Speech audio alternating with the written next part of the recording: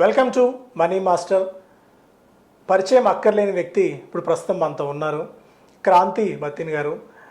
ఇప్పుడున్న market కండిషన్స్ను base చేసుకుని అసలు ఇన్వెస్ట్మెంట్స్ చేయొచ్చా, ఇన్వెస్ట్మెంట్ చేస్తే రిస్క్ ఎంత, రివార్డ్ ఎంత, అసలు ఈ ఇరాన్ క్రైసిస్ అనేది మనకు ఒక ఆపర్చునిటీయా లేదంటే మార్కెట్స్ ఒక ఫేజ్డ్ బేర్ మేనర్లోకి వెళ్తున్నాయా? చాలా డౌట్స్ ఉన్నాయి. ఆ డౌట్స్ అన్ని క్లారిఫై చేసుకునే ప్రయత్నం చేద్దాము. ఈ ఇంటర్వ్యూ చాలా ఎంగేజింగ్గా ఉండబోతోంది అండ్ చాలా ఇన్ఫర్మేటివ్గా ఉండబోతుంది. స్కిప్ చేయకుండా మొత్తం వీడియో ఆశాంతం చూస్తే ఇప్పుడు మీరు పెట్టే ఈ 30 minutes ఆఫ్ ఇన్వెస్ట్మెంట్ మీకు ఏమాత్రం అందులో ఒక్క పైసా కూడా వృధా పోకుండా ఈ కార్యక్రమాన్ని చేయాలనే ఉద్దేశంతో ఈ ప్రోగ్రామ్ చేస్తున్నాము. సో క్రాంతి గారు ముంబై నుంచి ఇక్కడికి వచ్చినప్పుడు టైం తీసుకొని మనకి ఈ ఇంటర్వ్యూ చేస్తున్నాము. అండ్ క్రాంతి గారికి ఫస్ట్ ఆఫ్ ఆల్ మీ అందరి తరపున నా తరపున కూడా ప్రత్యేకమైన ధన్యవాదాలు తెలియజేసుకుంటున్నాను. ఎందుకంటే ఇంత టైం, ఇంతటి బిజీ షెడ్యూల్లో కూడా మనకి ఈ కార్యక్రమాన్ని ఇస్తున్నందుకు, టైంని మనకి ఇస్తున్నందుకు first of all thank you so much Kranti గారు. Thank you once again. Thanks from the bottom of my heart. ఇంకా టు బీ ప్రెసైజ్ చెప్పాలంటే సార్, ఇప్పుడు ఈ వార్ అనేది, క్రైసిస్ అనేది, జియో పొలిటికల్ టెన్షన్స్ అనేది ఇండియాకి నిజంగా ఒక ఆపర్చునిటీ అవుతుందా, ఆర్ ఎల్స్ మనం ఒక వరింగ్ ఫ్యాక్టర్లో ఉండాల్సిన ఛాన్స్ ఉందా? సాయి గారు, first of all thank you for inviting me on your show. And మనం చూసినట్లయితే you and me are meeting at a time.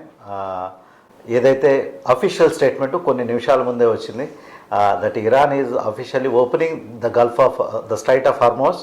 So అది మార్కెట్కి చాలా పాజిటివిటీ ఇవ్వబోతుంది. అండ్ అంతేకాకుండా మనం చూసినట్లయితే crude oil prices we are discussing at a time. Crude oil prices almost all 8% down అయ్యి $86 per barrel దగ్గర ట్రేడ్ అవుతున్నాయి, which is fantastic moment for India economy is concern అనమాట. Of course the joker in the pack crude oil ప్రైస్నే చూడాలి. ఎందుకంటే ప్రస్తుతం crude oil prices అనేవి చాలా ఇంపార్టెంట్. 40 days మార్కెట్ జర్నీ కనుక చూస్తే కనుక కంప్లీట్ రోలర్ కోస్టర్ రైడ్ కింద మనం చూసాం.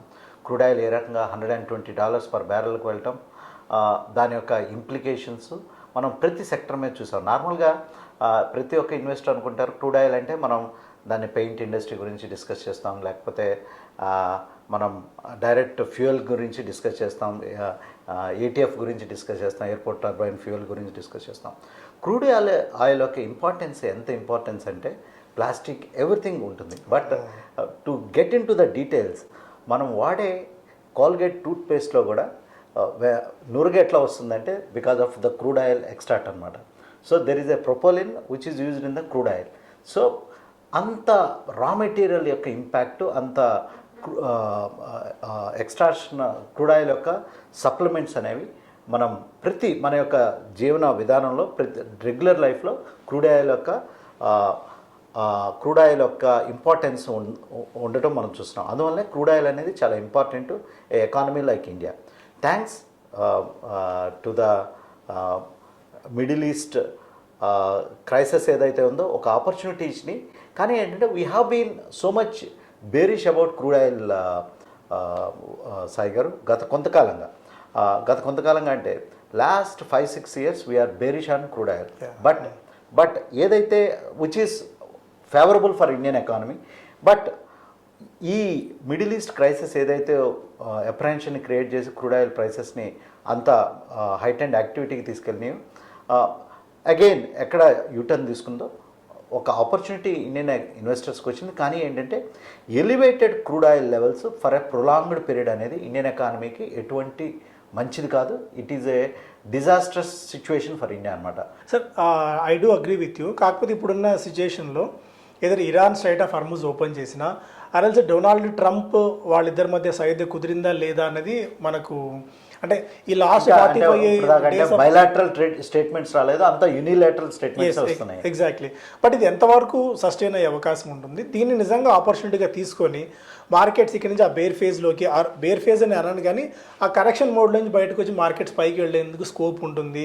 Now it's time for us to jump in అనే సిచ్యువేషన్ ఉందా మార్కెట్స్లో? అంటే సాయి గారు ఒకటి చూడాలి, మార్కెట్లో ఒక ఎక్స్ట్రీమ్ ఆప్టిమిజం, ఎక్స్ట్రీమ్ పెసిమిజం అనేది పనికిరాదు. మనం చూసినట్లయితే జస్ట్ 10 days బ్యాక్ మార్కెట్లో ఏ రకమైనటువంటి మూడ్ ఉంది, నిఫ్టీ ఏ రకంగా 22,000 లెవెల్కి దిగిపోయే ఛాన్స్ ఉంది అన్నట్లుగా మనం చూసాం. కానీ ఇప్పుడు కన్నా చూసినట్లయితే అగైన్ వీఆర్ 24,300కి నిఫ్టీ రావటం మళ్ళీ మనం చూస్తున్నాం. అంటే మార్కెట్లో ఒక ఎక్స్ట్రీమ్ ఆప్టిమిజం అనేది మళ్ళీ క్రియేట్ అవుతుంది. సో ఇన్వెస్టర్స్ బాగా తెలుసుకోవాల్సిన అంశం ఏంటంటే బ్యాలెన్స్డ్గా ఉండాలి.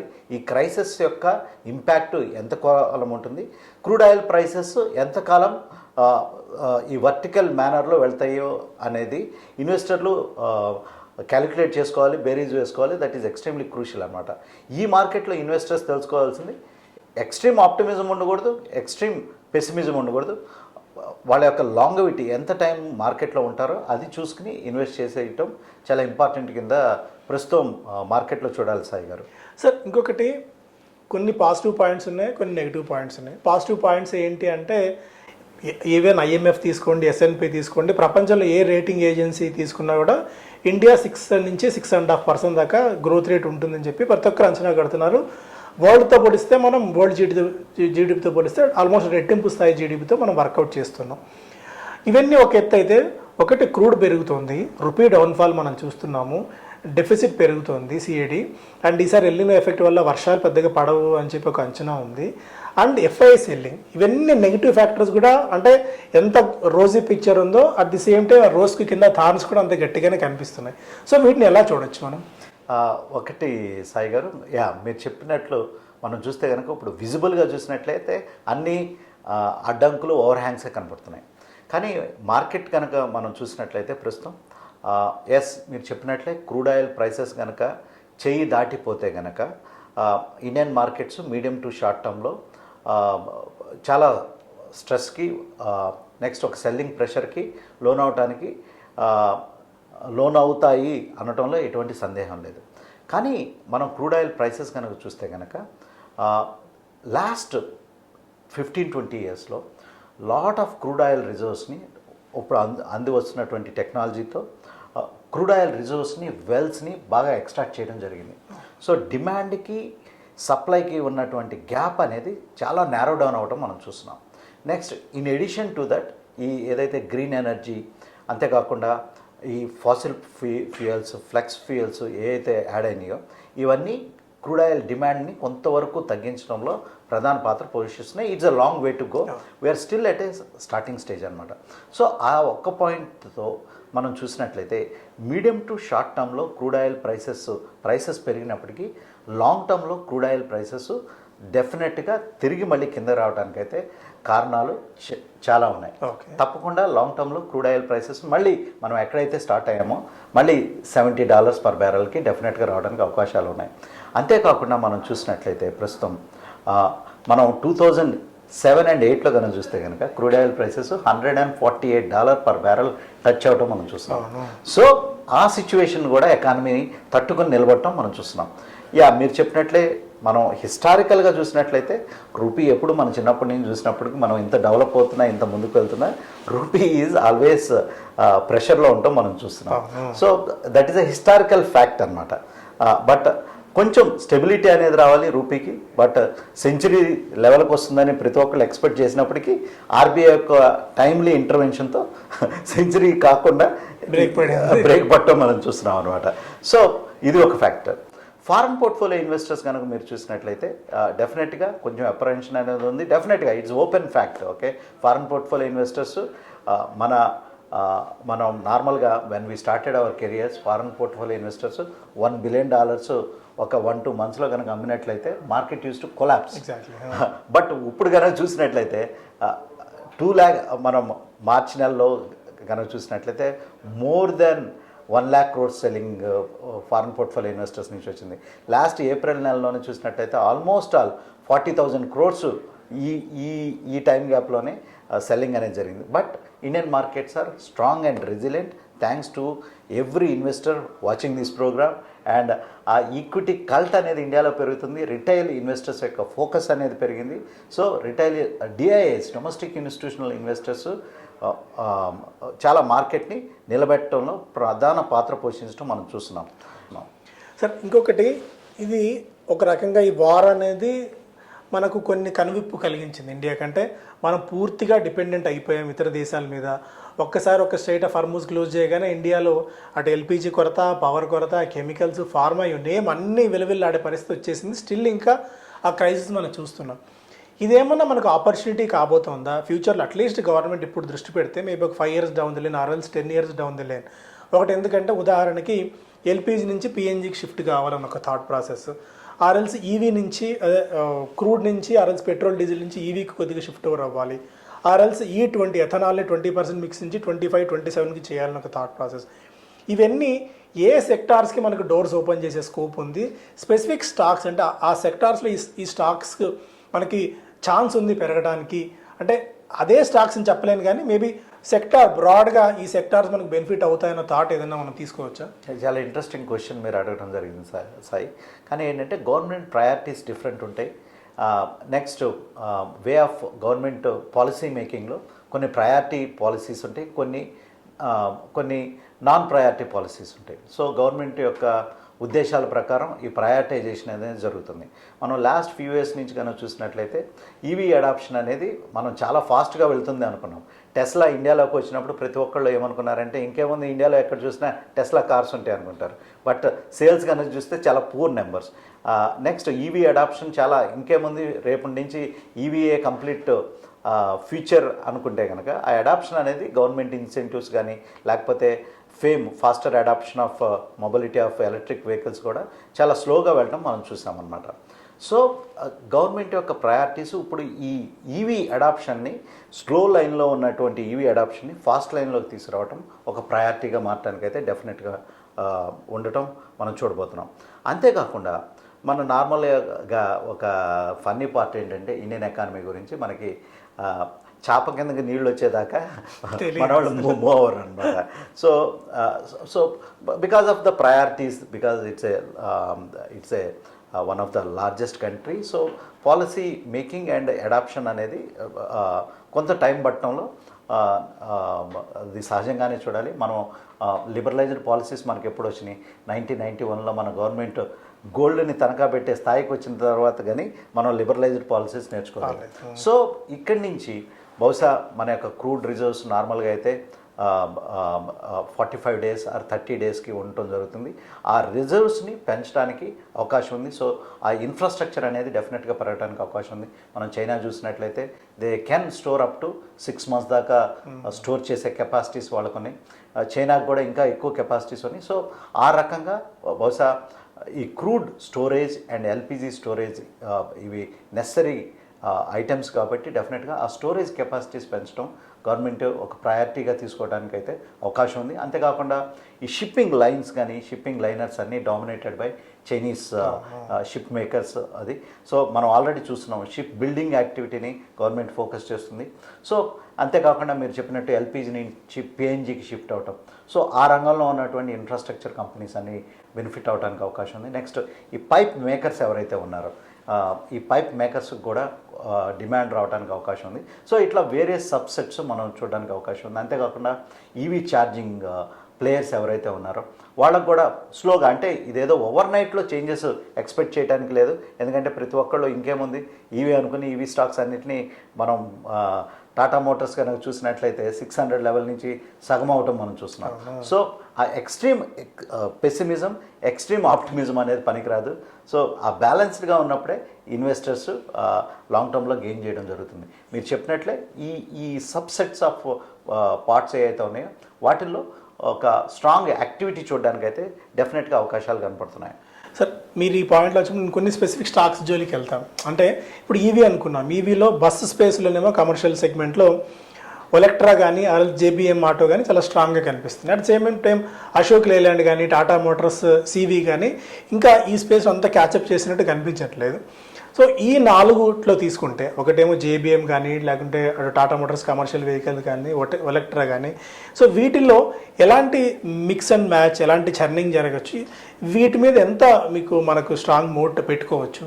మనం ఇప్పుడు చూసినట్లయితే ఏదైతే ఈ మిడిల్ ఈస్ట్ క్రైసిస్ స్టార్ట్ అయినాయో ఈ స్టాక్స్లో ఏదైతే commercial vehicle space especially the bus makers ఉన్నారో ఆ స్టాక్స్లో గవర్నమెంట్ బాగా ఫాస్ట్గా అడాప్షన్ చేయటం, అంతేకాకుండా ఆర్డర్ బుక్ స్ట్రాంగ్గా పెరగటంతో ప్రస్తుతం మనం క్లియర్ కట్గా అయితే యాక్టివిటీ అనేది హైట్ అండ్ యాక్టివిటీ అనేది కొనసాగటం మనం చూస్తున్నాం. కానీ కంపెనీస్కి ఆర్డర్ బుక్ తగ్గట్టు కెపాసిటీస్ ఉన్నాయా, నెక్స్ట్ ఇవి జస్ట్ అసెంబ్లింగ్ చేస్తున్నాయా, మ్యానుఫ్యాక్చరింగ్ చేస్తున్నాయా, ఇవి కూడా చూడాలి. ఇంకా ఫుల్ ఫ్లెడ్జ్డ్గా మనం ఈవీ మేకింగ్లో ఇంకా డొమెస్టికైజేషన్ అనేది జరగాల్సిన అవసరం ఎంతైనా ఉంది సాయి గారు. బట్ మీరు పర్కింగ్ ఆర్డర్స్ కనుక చూసినట్లయితే ప్రతి కంపెనీకి ఆర్డర్ బుక్స్ వస్తున్నాయి. మనం ఎస్పెషల్లీ జేబీఎం ఆటోలో కనుక చూసినట్లయితే మంచి హైట్ అండ్ యాక్టివిటీ అనేది కనపడుతుంది. Olectra from Hyderabad only. And again the stock కనుక చూసినట్లయితే లాస్ట్ 3-4 ఇయర్స్లో one of the strong runner. The way the stock has move, మనం అది కూడా దృష్టిలో పెట్టుకోవాలి. స్టాక్ ఆల్మోస్ట్ ఆల్ 100 రూపీస్ నుంచి 1800 ఆల్మోస్ట్ ఆల్ హై లెవెల్ దాకా 18 బ్యాగ్ రావటం చూస్తున్నాం. సో సహజంగానే అంత ర్యాలీ అయినప్పుడు ఒక కన్సాలిడేషన్ కూడా నార్మల్గా ఉండటం స్టాక్స్లో సహజంగానే చూడాలి. సో ఇక్కడి నుంచి ఎగ్జిక్యూషన్ ఛాలెంజెస్ని ఏ రకంగా ఓవర్కమ్ చేస్తుంది ఒలక్ట్రాకి చాలా ఇంపార్టెంట్ అంశం కింద మనం ప్రస్తుతం చూడాలి.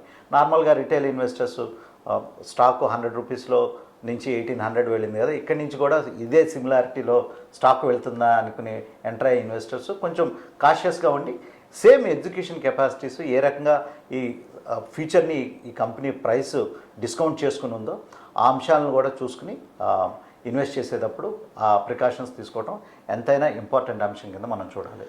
సార్ ఇప్పుడున్న మార్కెట్ కండిషన్స్లో ఈ ఇరాన్ క్రైసిస్ తర్వాత, జియో పొలిటికల్ టెన్షన్స్ తర్వాత, రూపీ వీక్నెస్ తర్వాత ఈ రకరకాల ఫ్యాక్టర్స్ ఏంటంటే ఒకేసారి మూకుమ్మడి దాడి చేసినట్టు అయిపోయింది ఎకానమీ మీద.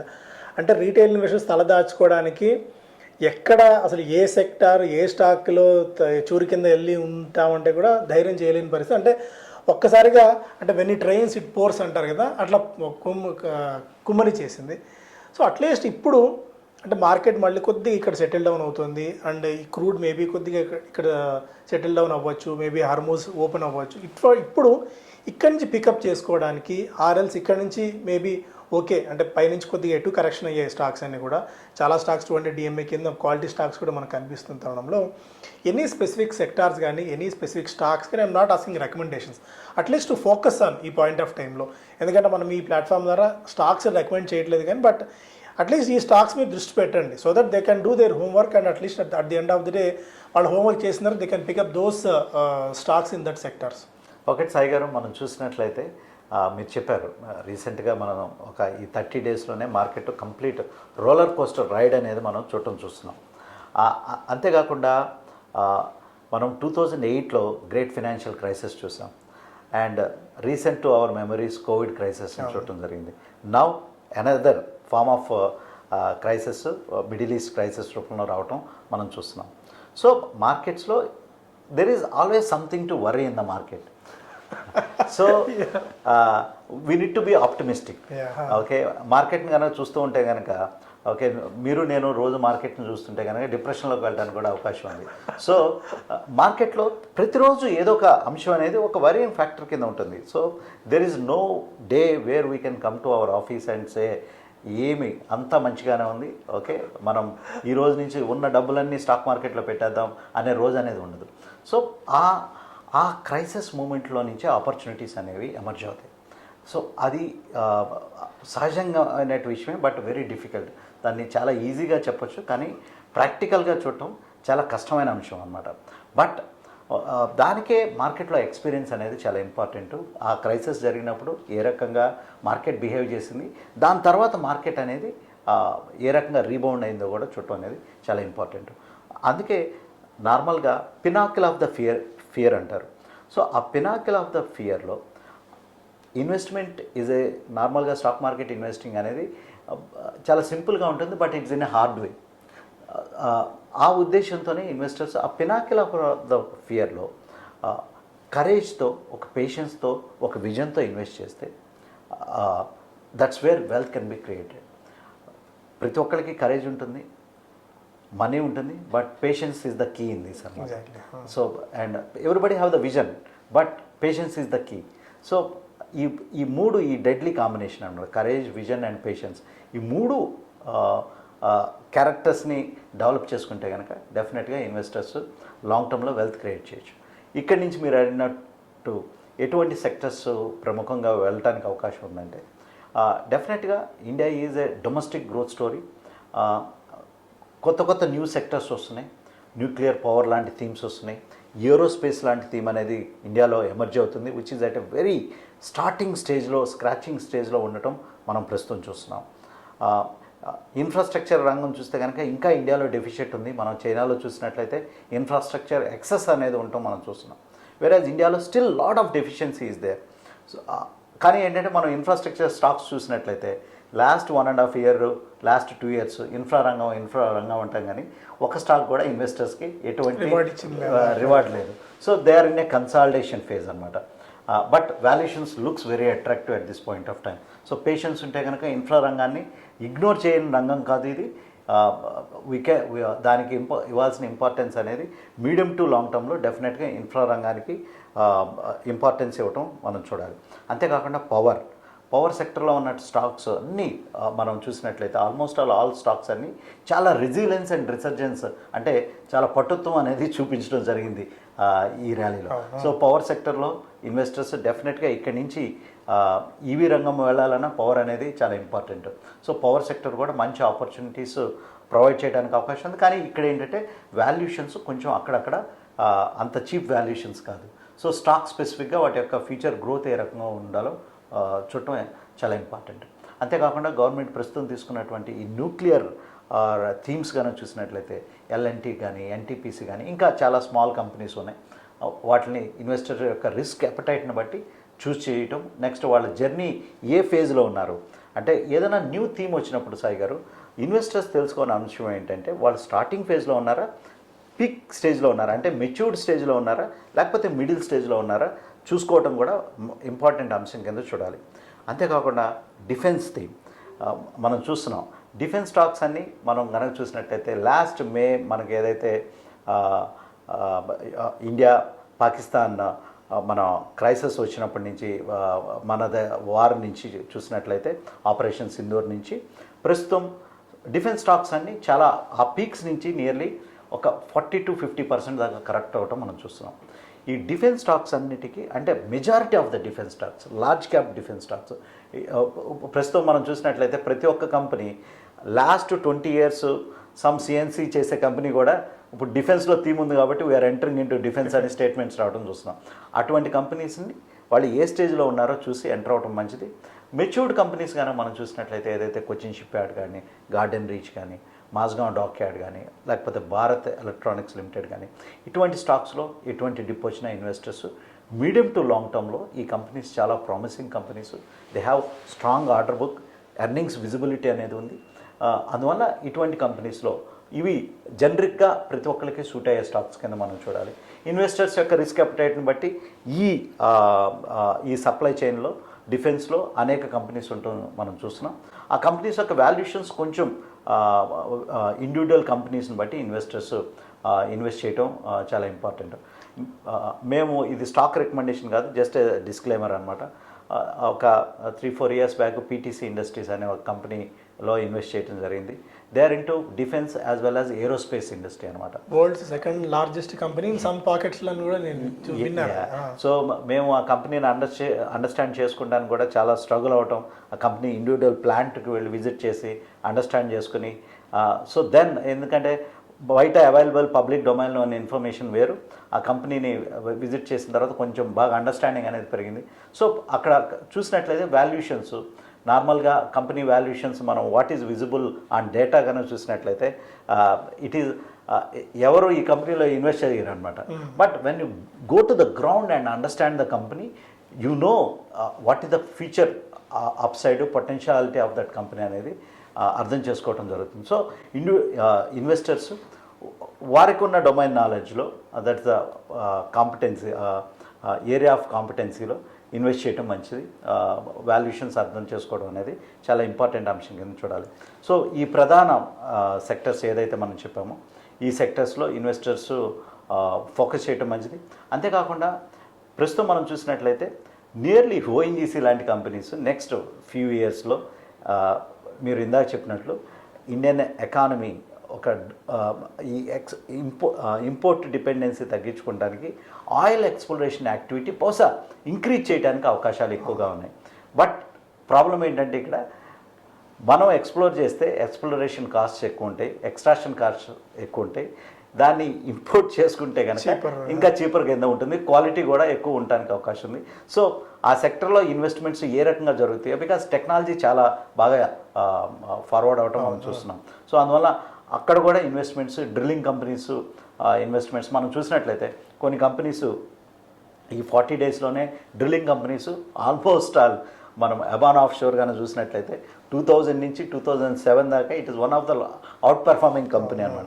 తర్వాత ఇట్ గాట్ కొలాప్స్. అటువంటి కంపెనీస్లో కూడా మనం ఈ ప్రస్తుతం మూమెంట్ చేయటం, మూమెంట్స్ ఈ డ్రిల్లింగ్ కంపెనీస్లో కూడా మూమెంట్ చూడటం జరిగింది, like Jindal drilling and all. But ఇవి స్టాక్ రికమెండేషన్స్ కాదు, ఇన్వెస్టర్స్కి ఒక వ్యూ కోసం discussion point of view. So PTC గురించి మీరు మాట్లాడారు. సో కొద్దిగా పీటీసీ గురించి నేను తెలుసుకున్నాను, ఎందుకంటే ఆల్మోస్ట్ 19,500 నుంచి 15,000 రేంజ్కి వచ్చింది. అంటే నేను కూడా ఆ కంపెనీ గురించి విన్నాను. అండ్ స్ట్రాంగ్ ఫోకస్ అండ్ కొన్ని సెగ్మెంట్స్లో చాలా స్ట్రాంగ్ హోల్డ్ ఉంది కంపెనీకి. ఏదైనా భయంగా ఆపర్చునిటీ అవుతుందా ఒకవేళ మేబీ? అంటే ఆల్రెడీ పీక్ నుంచి 20-25% దాకా కరెక్ట్ అయితే అయింది స్టాక్. మీరు చెప్పినట్లే సాయి గారు, okay, they are very specialized, they are into titanium castings అనమాట. It is one of the few companies in the world which makes titanium castings. Titanium castings అంటే మనం చూసినప్పుడు ఏరోప్లేన్ ఇంజిన్ అంతా ఇన్సైడ్ ఉండే ఈ కాస్టింగ్స్ అండ్ ఫ్యాన్స్ ఏవైతే ఉంటాయో, అందరికి అర్థమైన భాషలో చెప్పాలంటే ఈ ఫ్యాన్స్ అన్నీ తయారయ్యేది టైటానియం కాస్టింగ్స్తో తయారవుతాయి అన్నమాట. అంటే ఈ ఫ్యాన్స్ చాలా హై ప్రిసిషన్లో ఉంటాయి. మనం ఫ్లైట్లో కూర్చొని వెళ్తున్నప్పుడు ఈ ఈ ఫ్యాన్స్ ఏ రకంగా రొటేట్ అవుతాయంటే RPM is more than the human expectation. Okay, that నార్మల్గా చెప్పాలంటే ఒక ఫైటర్ జెట్లో ఉండేటువంటి హీట్ అనేది it is going to release around 4 lakh Fahrenheit యొక్క హీట్ని రిలీజ్ చేస్తుంది. సో దాన్ని తట్టుకునే ప్రిసిషన్ టెక్నాలజీ అనేది చాలా ఇంపార్టెంట్ అనమాట. So this company is one of the very few companies in the world. They developed this technology. మాకు కూడా చాలా టైం పట్టింది వాట్ ఎగ్జాక్ట్లీ దే డూ దాన్ని అర్థం చేసుకోవటంలో. రీసైక్లింగ్లో కూడా ఉన్నారు వీళ్ళే.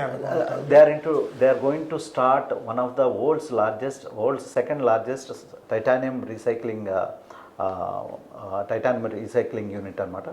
వాల్యుయేషన్స్ మీరు చూసినట్లయితే, ఎవరైనా పిఈ గానే చూసినట్లయితే ఓకే ఏంటి వీళ్ళు మాట్లాడుకుంటున్నారు అనే డౌట్స్ కూడా వస్తాయి.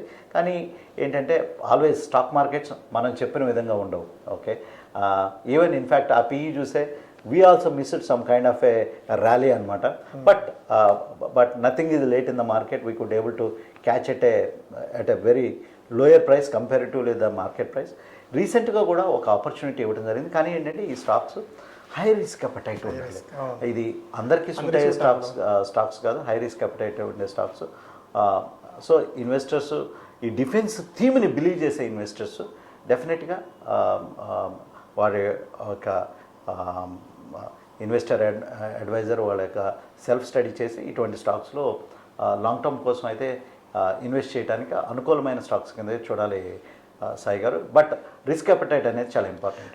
At the end of the day మనం ఒక స్టాక్ చెప్పినా, ఒక సెక్టార్ చెప్పినా డిపెండ్స్ అపాన్ రిస్క్. కొంతమంది 100 రూపాయలు పెట్టుబడి పెట్టినప్పుడు 5 రూపాయలు పెట్టినా వడికిపోతారు. కొంతమంది 100 రూపాయలు పెట్టుబడి పెట్టి అది 50 రూపాయలు పడ్డా కూడా మళ్ళీ ఒక 50 రూపాయలు ఇన్వెస్ట్ చేసే సత్తా వల్ల ఉంటుంది. అందువల్ల అక్రాస్ ద బొకే జనరలైజ్డ్గా స్టాక్స్ చెప్పడము, జనరలైజ్డ్గా సెక్టార్స్ చెప్పడం అనేది అది అందరి వల్ల అయ్యే పని కాదు. బయట చెప్పినా కూడా అవి at the end of the day me portfolio management and me risk diversification మీద ఆధారపడి ఉంటుంది ఫైనల్గా. అండ్ సార్ ఇప్పుడు మీ దగ్గర 100 రూపాయలు ఉన్నాయనుకోండి, ఇప్పుడున్న మార్కెట్ కండిషన్స్లో మీరు ఎంత ఇన్వెస్ట్ చేస్తారో, ఎక్కడెక్కడ ఇన్వెస్ట్ చేస్తారు, ఏ పాకెట్స్లో? సార్ మనం ప్రస్తుతం మార్కెట్ కనుక చూసినట్లయితే కనుక మార్కెట్స్ చాలా స్వింగింగ్, ఈ పెండలం అనేది ±5%లో స్వింగ్ అవుతుంది. మనం లాస్ట్ 1 year మార్కెట్ కండిషన్ కనుక చూసినట్లయితే ఇట్స్ బై అండ్ లార్జ్ ఒక ట్రేడర్స్ మార్కెట్ కింద ఉండటం మనం చూస్తున్నాం. ఇన్వెస్టింగ్ ఆపర్చునిటీస్ అనేవి చాలా తగ్గిపోయినాయి. ఒక డీప్ వాల్యుయేషన్ కన్విక్షన్ థియరీతో వెళ్ళే ఇన్వెస్టర్స్కి చాలా ఇన్కన్వీనియన్స్ మార్కెట్ అనమాట ఇది.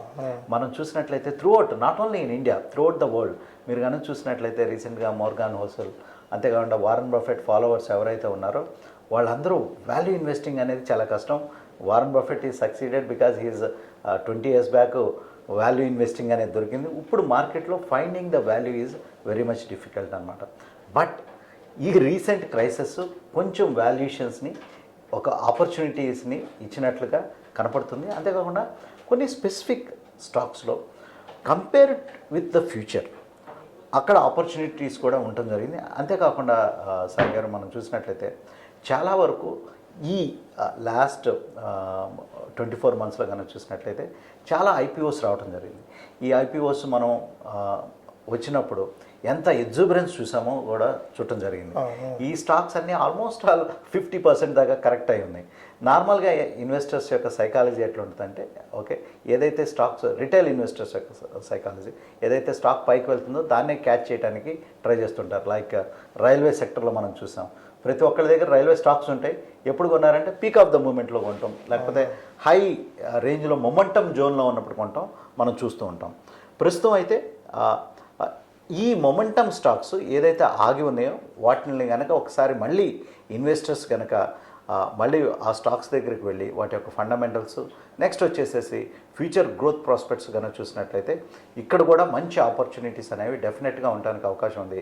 సాయి గారు మనం చూసినట్లయితే లాస్ట్ 2 years ఐపీఓస్ వచ్చినాయి, కొంచెం ప్రైసీ వాల్యుయేషన్స్ వచ్చినాయి, కరెక్షన్ కూడా చూసాం. Market knows how to value the product అనేది మనకంటే ప్రతి ఒక్కరికంటే ultimately in long run market is a weighing machine, in short term it is a voting machine. So అందువల్ల ఈ షార్ట్ టర్మ్లో ప్రతి ఒక్కళ్ళు దాన్ని ఎంతమంది దాన్ని కొంటూ ఉంటారో మార్కెట్ ప్రైసెస్ పెరుగుతాయి. But ultimately long run it waves, దీనికి ఎంత వెయిట్ ఇద్దామా వద్దా అనేది మార్కెట్ విల్ డిటర్మైన్ అనమాట. సో అటువంటి స్టాక్స్ యొక్క వెయిట్ అనేది ఆ ఎక్స్ట్రా వెయిట్ అనేది ప్రస్తుతం తగ్గింది. సో అక్కడ కూడా ఇన్వెస్టర్స్ ఆపర్చునిటీస్ డెఫినెట్గా చూడొచ్చు. అండ్ డిఫరెంట్ బిజినెస్ మోడల్స్ వచ్చినాయి, డిఫరెంట్ థీమ్స్ అనేవి రావడం జరిగింది. సో ఇండియన్ ఎకానమీకి రీప్లికేట్ అయ్యే థీమ్స్ కూడా మార్కెట్లో ప్రస్తుతం ఉన్నాయి. సో అటువంటి స్టాక్స్లో కూడా ఇన్వెస్టర్స్ మీడియం టు లాంగ్ టర్మ్లో వాళ్ళ యొక్క పోర్ట్ఫోలియోస్ని బిల్డప్ చేయొచ్చు. Still there are ample wealth creation opportunities అనేవి మార్కెట్లో ఉన్నాయి. Like I said, aerospace industry it's a nascent stage, semiconductor industry it is also just nascent stage అనమాట. దానికి సంబంధించినటువంటి సెమీకండక్టర్ ఇంకా ఫుల్ ఫ్లెడ్జ్డ్ ప్లేయర్స్ లేకపోయినప్పటికీ, బట్ వాళ్ళకి సెమీకండక్టర్కి సంబంధించినటువంటి designing and also gas, specialised gas chemicals supply చేసే కంపెనీస్, ఒక నిచ్ సెగ్మెంట్లో ఉన్న కంపెనీస్లో still there are some pockets investors చూడొచ్చు. అంతేకాకుండా న్యూక్లియర్ థీమ్ నేను ఇందాక చెప్పినట్లు కూడా ఈ థీమ్స్ని ఇన్వెస్టర్స్ వారి యొక్క ఇన్వెస్టింగ్ రాడార్ మీద డెఫినెట్గా ఉంచుకోవాల్సిన అంశం కింద మనం చూడాలి. సో చెప్పగానే చాలా సెక్టార్స్ గురించి మనం ఈ కార్యక్రమంలో మాట్లాడుకున్నాం. సో ఆపర్చునిటీ మార్కెట్ ఎప్పుడు ఇస్తూనే ఉంటుంది, రిస్క్ రివార్డ్ అనేది మన రిస్క్ టేకింగ్ ఎబిలిటీ అనేది మన మీద ఆధారపడి ఉంటుంది. At the end of the day మనం ఎంతో కొంత మార్కెట్లో స్టడీ చేయాల్సి ఉంటుంది. మార్కెట్ మనకి ఎప్పటికీ ఆపర్చునిటీ ఇస్తూనే ఉంటుంది. అది చిన్న ఇన్వెస్టర్ అయినా పెద్ద ఇన్వెస్టర్ అయినా పోర్ట్ఫోలియో మిక్స్ ఎలా ఉండాలి, పోర్ట్ఫోలియో ఏ సెక్టార్స్ మనం పెట్టుకోవాలి, ఇలా మనం కొద్ది గొప్ప స్టడీ చేసినట్టయితే ఇప్పుడున్న ఒకప్పుడు ఏంటంటే పెద్ద ఇన్ఫర్మేషన్ లేదు, ఇప్పుడు information too much of information కూడా ఉంది. That is the main problem. దీని నుంచి ఎలా మనం బయటపడి ఒక మంచి పోర్ట్ఫోలియో ని బిల్డ్ చేసుకుంటాము ఈ మార్కెట్ అప్పుడు వెల్ చేస్తుంది. సార్ ఇవన్నీ నాకు వద్దు అనుకున్నాను అనుకోండి, నాకు ఇప్పుడు బయట న్యూస్ ఫ్లో ఎక్కువ ఉంది, అసలు ఈ న్యూసెన్స్ వద్దు, ఇంతమంది అనలిస్టులు చెప్తున్నారు ఆ సెక్టార్ ఈ సెక్టార్, ఇవన్నీ నాకు వద్దు. సింపుల్గా నాకు అసలు నాకు మార్కెట్లో డబ్బులు సంపాదించాలి, బట్ నాకు మార్కెట్ నాలెడ్జ్ ఇంత అవసరం లేదు అంటే నేను అట్లాంటి వాళ్ళకి ఏం చెప్తాను? ఒకటి సాయి గారు, మనం ఒకటి గుర్తుపెట్టుకోవాలి, మార్కెట్లోకి ఫస్ట్ డే వచ్చినప్పుడు ప్రతిరోజు ఒక క్వశ్చన్ అనేది వేసుకోవాలి. అది నేను కూడా నేను ఆ క్వశ్చన్ అనేది వేసుకుంటా, who am I in the market. నేను ఒక రిటైల్ ఇన్వెస్టర్ని, I'm not a institutional investor. Okay, I'm not a fund manager who is managing 1000 crores. Okay, మన యొక్క ఉన్నటువంటి లిమిటెడ్ ఫండ్స్తో నేను స్టాక్ మార్కెట్లో ఇన్వెస్ట్ చేయదలుచుకున్నాను. So people give lot of importance to noise and headlines. Don't wait for the headlines, wait for the signals. Every headline have a signal and market gives that signal. హెడ్లైన్కి worry అవుతాం మనం, సిగ్నల్స్ని ignore చేస్తుంటాం. So అది చాలా important. Next, చాలా వరకు news అనేది ఇన్వెస్టర్స్కి irrelevant for a long term investors. So who am I అన్నప్పుడు నేను ఇన్వెస్టర్నా, ట్రేడర్నా, డెలివరీ బేస్డ్ ట్రేడ్నా ఆర్నా జోబర్నా లైక్ ఏ డెరివేటివ్ ట్రేడర్ జోబర్నా. సో నేను if I'm a jobber, if I'm a trader, okay intraday trader, నాకు మార్కెట్లో ప్రతి మూమెంట్ అనేది చాలా important. If I'm a investor, మనం చాలామంది ఏంటంటే ప్రతి ఒక్కళ్ళు ఎవ్రీబడి ఇన్వెస్టర్ అట్ హార్ట్, యాక్షన్లో అంతా ట్రేడర్లో ఉంటారనమాట. సో మనం చూసినట్లయితే సో ప్రతిరోజు అడగవలసిన క్వశ్చన్ ఏంటంటే if I'm a investor, I'm fully convinced about this theme, I'm convinced about this stock and fundamentals of that company. Whereas remaining things in the short term they are the mood of the market. నార్మల్గా మనం మంచివాళ్ళం అయి ఉండొచ్చు, అప్పుడప్పుడు మన mood కూడా ఖరాబ్ అవుతుంటుంది. So ఆ ఖరాబ్ మూడ్లో మనం ఎవరినైనా పలకరించినా కూడా వాడి మూడ్ బాగాలేదురా ఇప్పుడు అంటారు. అంటే మంచి కంపెనీ కూడా ఆ మూడ్ అనేది చాలా ఇంపార్టెంట్. సో ఆ మూడ్ని చూసి you don't determine the fundamentals. Mood of the market reflect in the charts. Charts are the mood, they are not the fundamentals.